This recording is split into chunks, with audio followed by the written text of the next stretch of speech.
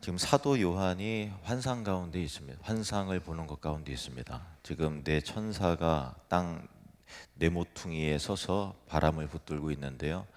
그 바람은 환란의 바람입니다. 환란의 바람이 막 불어오려는 그 순간에 또 다른 천사가 해 돋는 데서 급히 올라오는데 그 손에는 살아계신 하나님의 그 인을 들고 있습니다. 인이라는 것은 도장이죠. 고대 세계에서 그 인장이라고 하는 것은 소유와 보호의 표시였습니다. 그러니까 왕의 인장에 찍힌 것은 왕의 것이다. 왕이 지킨다. 왕의 소유와 왕의 그 보호를 뜻하는 것이 인장이었습니다. 하나님의 인을 그 이마에 꽝 하고 받는다는 것은 곧 이 선이죠. 너는 내 소유고 내가 지킨다라고 하는 그런 보호와 소유의 표식이었습니다. 그 천사가 큰 소리로 외칩니다. 3절 말씀을 보겠습니다. 이르되 우리가 우리 하나님의 종들의 이마에 인치기까지 땅이나 바다나 나무들을 해하지 말라 하더라. 환란이 오기 전에 먼저 하나님의 백성을 표시하고 보호하신다라는 것이죠. 왜 이 장면이 등장하는가 하면요, 사도 요한이 이 편지를 쓰던 시대를 생각해 보면 로마 제국 앞에서 그리스도인으로 산다는 것은 언제든 사회에서 약자였고 소수였는데 지워질 각오를 하는 삶이었어요. 직업을 잃게 되고 공동체에서 배제가 되고 때로는 목숨까지 위태로웠죠. 세상에서 나를 없는 사람 취급 당하는 그런 삶을 사는 것을 의미하는 것입니다. 존재 자체가 흔들리는 두려움, 어느 날 갑자기 순식간에 배제되고 사라질지도 몰라라고 하는 그 긴장감, 그런 두려움 속에서 하나님의 백성들은 사는 것입니다. 바로 그 두려움 속에 있는 사람들을 향해서 하나님이 먼저 움직이셔서 보여주시는 환상인 것이죠. 환란이 오기 전에 하나님의 백성, 당신의 백성 이마에 이미 도장을 찍어주심으로 세상이 너의 이름을 지우고 너가 이 세상 가운데서 그 육신이 사라진다 할지라도 나는 이미 너를 표시해 두었고 너는 내 것이고 내가 보호한다라는 것을 알려주는 놀라운 선언이었던 것입니다. 4절 말씀을 보실까요? 4절을 같이 읽겠습니다. 시작. 내가 인침을 받은 자의 수를 들으니 이스라엘 자손의 각 지파 중에서 인침을 받은 자들이 14만 4천이니 인침을 받은 자의 수 14만 4천, 이 숫자를 두고서 세상에 많은 사람들이 수많은 오해와 왜곡을 만들어내죠. 신천지를 비롯한 이단들은 이 숫자를 문자 그대로 해석해서 오직 14만 4천만 명만이 선착순으로 구원을 받는다라고 주장을 합니다. 그래서 자기들의 종교에 들어와서 14만 4천의 무리에 들어와야만 영생을 얻게 될 것이다 라고 해서 이 선착순의 숫자라도 이렇게 주장을 하는 거예요. 그러나 이것은 요한계시록의 이 묵시문학, 문학적인 양식과 구속사적 맥락을 완전히 오독한 것이죠. 엉터리 해석입니다. 요한계시록은 묵시문학입니다. 묵시문학에서 이 세계에서 숫자는 양적 계산의 도구가 아니라 질적인 상징을 담아내는 그릇으로서의 숫자입니다. 14만 4천은 이렇게 구성되는 거예요.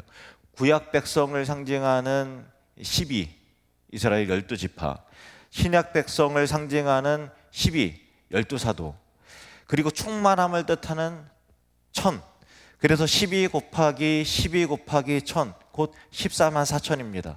144 곱하기 1000. 그러니까 구약의 완전한 백성들과 신약의 완전한 무리들, 그리고 충만함을 뜻하는 1000이 곱해져서 14만 4천이 나오는 것이죠. 그러니까 하나님의 주권적 은혜로 구원받기로 예정된 신구약 모든 교회에 완전하고 가득한 총수를 의미하는 것입니다. 경쟁의 숫자가 아니라 확실성의 숫자인 것입니다.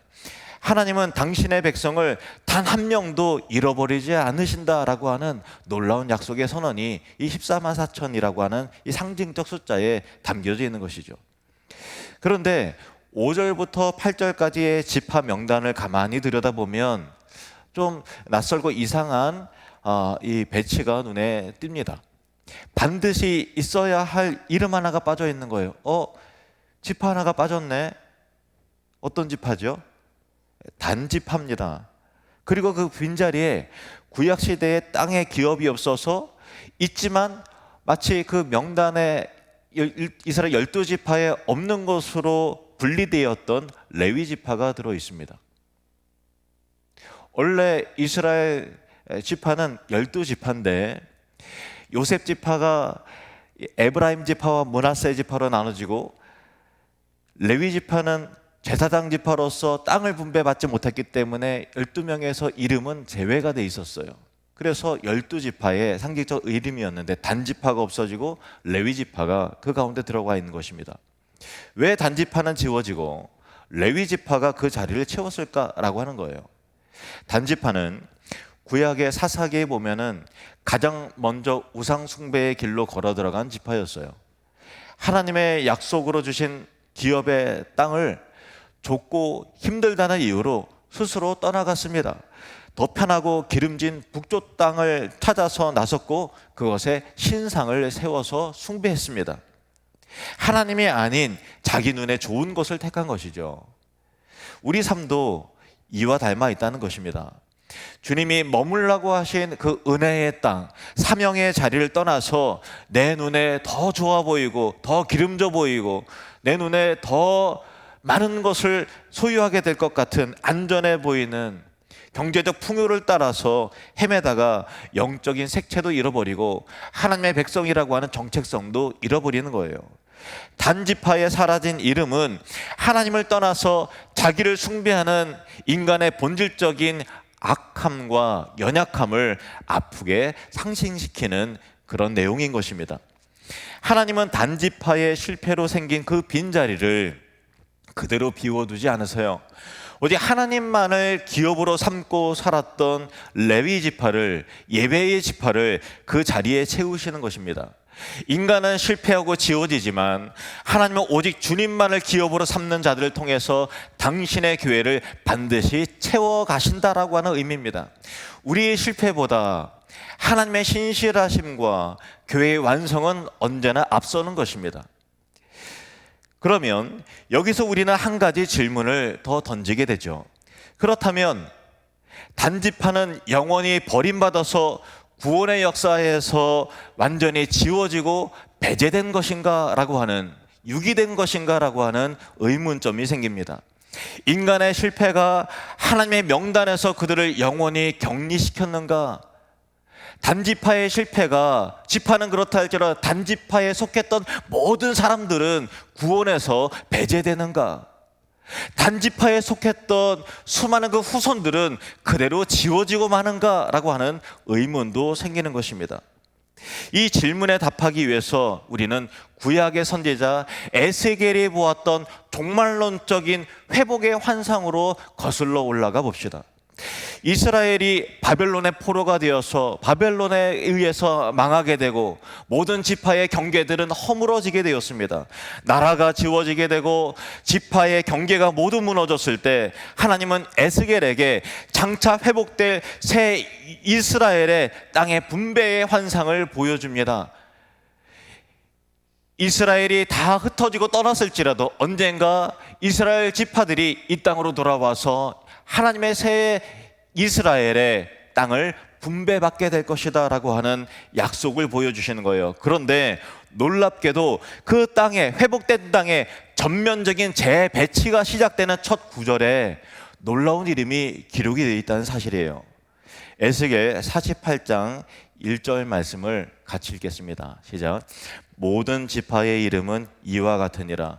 북쪽 끝에서부터 헤들론 길을 거쳐 하맛 어귀를 지나서 다메섹 경계선에 있는 하살 에논까지 곧 북쪽으로 하맛 경계선에 미치는 땅 동편에서 서편까지는 단의 몫이요. 누구의 몫이요? 단의 몫이라는 거예요. 가장 먼저 배교했던 지파, 가장 먼저 우상 숭배의 길로 떠났던 지파, 난 하나님 싫어, 우상이 좋아, 하나님의 밥을 줘, 밥 주는 게 좋아 라고서 떠나고 우상을 적극적으로 섬겼던 그 지파, 단 지파가 회복된 땅에서 가장 먼저 기업을 받는다는 거예요. 놀랍지 않습니까? 이것이 성경이 관통하는 놀라운 구원의 역사, 구속사의 대반전의 큰 그림인 것입니다. 요한계시록 7장의 명단에서 단지파의 이름이 빠진 것은 놀랍게도 영원한 유기가 아니었다라는 거예요. 우상 숭배로 흘러가는 위험을 향한 엄중한 경고였습니다. 하나님은 레위지파라는 예배자들로 그 빈자리를 채우시면서 교회를 지키신다라는 메시지가 있습니다. 그리고 그 군대를 이끌고 지상의 교회, 신구약의 완전한 그 교회의 그 지상의 군대를, 지상의 교회를 이끌고 흩어진 단지파와 같은 자들을 찾아서 세상 끝까지 행진해 나가시는 거죠. 징계 뒤에 숨겨진 하나님의 본심은 영원한 버림이 아니라 반드시 내가 너희를 찾아낼 것이다. 지금은 지워졌을지라도 반드시 땅끝으로 가서 우상에 빠졌던 그들을 건져낼 것이다 라고 하는 놀라운 선교적인 비전이 요한계시록 7장에서 그 성취로 이어지게 되는 거예요. 그 완성의 장면이 바로 9절입니다. 사도 요한은 눈을 들어서 그 완성된 하나님 나라의 풍경을, 위대한 그림을 마주하게 됩니다. 9절에서 10절 말씀을 같이 읽겠습니다.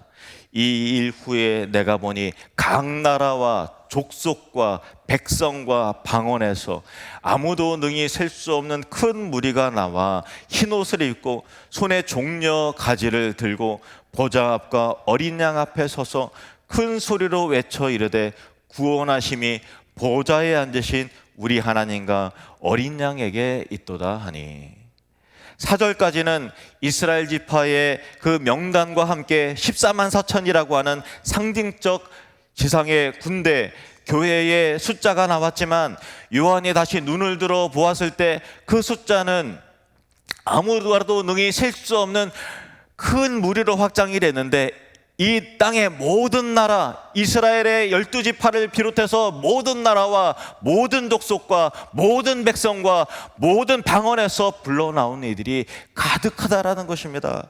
이 거대한 열방의 무리 속에서 바로 단지파의 후손도 함께 있는 것이고, 동방에 이름 없는 한 민족이었던 우리 대한민국의 민족의 이름도 있는 것이고, 땅 끝에 있는 아마존에 있는 아프리카에 있는 아시아 어느 섬나라에 있는 그런 지파의 어떤 사람들도 있는 것입니다.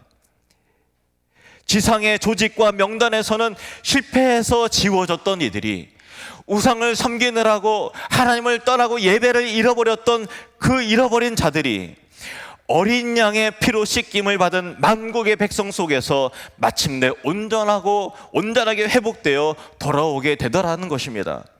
에스겔서 48장의 예언이 요한계시록 7장의 선교적 성취를 통해서 완성이 되는 놀라운 구속사의 완성이 이렇게 이루어지게 되었던 것이죠. 우리가 낙심하지 않고 선교의 걸음을 걸어갈 수 있는 이유가 바로 여기에 있습니다. 선교를 통해서 우리가 예수를 믿게 되었습니다. 선교를 통해서 이곳에 교회가 세워지게 되었던 것이죠. 선교는 교회의 세를 확장하거나 사람의 열정으로 이루어내는 프로그램이 아니죠. 세상에서 상처받고 단지파처럼 실패하고 정체성을 잃어버리고 우상을 숭배하고 지워져 버렸던 자들, 스스로 하나님을 버리고 우상을 섬기고 허망한 것들을 예배하고 절하던 자들을 지구 끝까지 찾아가시고 땅 끝까지 추적해 서서 마침내 어린 양의 보좌 앞으로 이끌어 오시는 하나님의 위대한 열심과 사랑이 바로 선교라는 것입니다. 14만 4천이라는 하나님의 신실한 군대를 통해서 아무라도 셀 수 없는 열방의 큰 무리를 구원해내시는 하나님의 거대한 마스터 플랜이 바로 선교라는 것입니다. 우리가 지금 필리핀 다바오 땅에 비전 10일 만에 네 번째 교회인 비아오 에스쿨라 교회를 개척하고 건축하고 있는 것도 이 거대한 구속사의 행진의 일부라는 것입니다. 저만어 찍히겠죠. 그러나 그것은 놀라운 예언과 약속의 성취가 될 것입니다. 하나님께서는 비전 11만을 통해서 흩어진 단지파와 같은 지상의 교회에서 이미 지워져 버렸어, 그들은 없는 이름이야 라고 생각했던 놀라운 이름들이 다시 회복되어지는 구속사의 대반전, 그것이 선교인 것입니다. 하나님께서는 비전 11만을 통해서 흩어진 단지파와 같은 영혼들을 어린 양의 보좌 앞으로 불러 모으실 것입니다.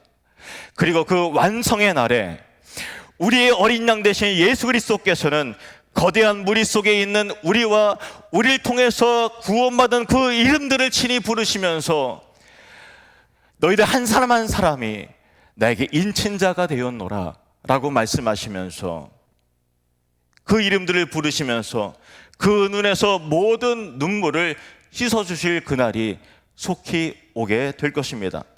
이 놀라운 하나님의 비전을 바라보면서 하나님의 선교에 동참하고 동역하고 함께 마음을 품고 기도하는 주의 모든 성도들이 되시기를 주님의 이름으로 축원합니다.